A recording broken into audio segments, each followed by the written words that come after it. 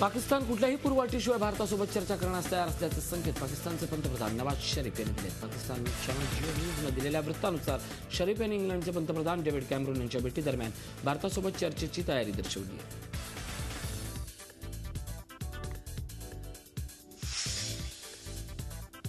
कॉर्नेडोमधील कुटुंब नियोजन केंद्रावर झालेल्या गोळीबारात एका पोलीस अधिकाऱ्यासह 3 जण ठार तर 9 जण जखमी झाले. हल्लेखोराला पोलिसांनी ताब्यात घेतलं असून त्याची ओळख आणि हल्ल्यामागील कारणांचा तपास सुरू असल्याची माहिती सूत्रांनी दिली आहे.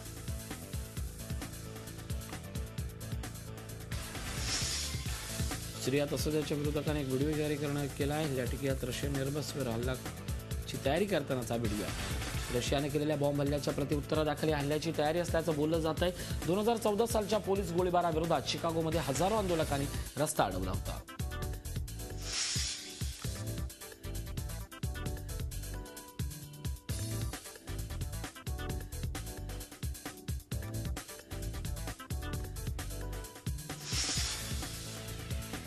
रशियाने टर्कीसोबतची व्हिसा फ्री व्यवस्थेला रोखण्याचा निर्णय घेतला आहे. ही व्यवस्था 1 जानेवारीपासून 2016 पर्यंत लागू करण्यात येईल. टर्की सेनेद्वारे रशियाचं लढाऊ विमान पाडल्यानंतर हा निर्णय रशियानं घेतला आहे.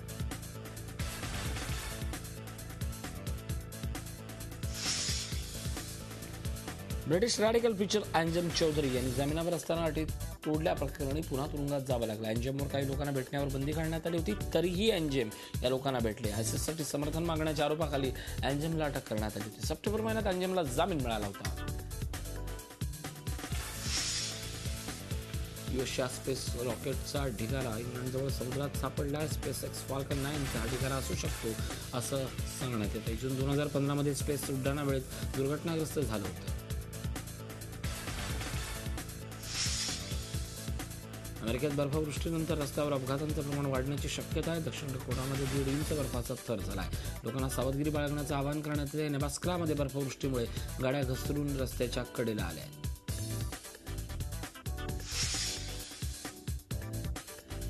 पोप फ्रान्सिस आफ्रिका दौऱ्यादरम्यान युगांडामध्ये पोहोचले तेव्हा त्यांना मानणाऱ्यांची मोठी गर्दी होती. स्टेट हाऊसला संबोधित करताना शरणार्थ्यांची समस्या सोडवणे संपूर्ण जगासाठी परीक्षा समान असल्याचे यावेळी पोप फ्रान्सिस यांनी सांगितलं.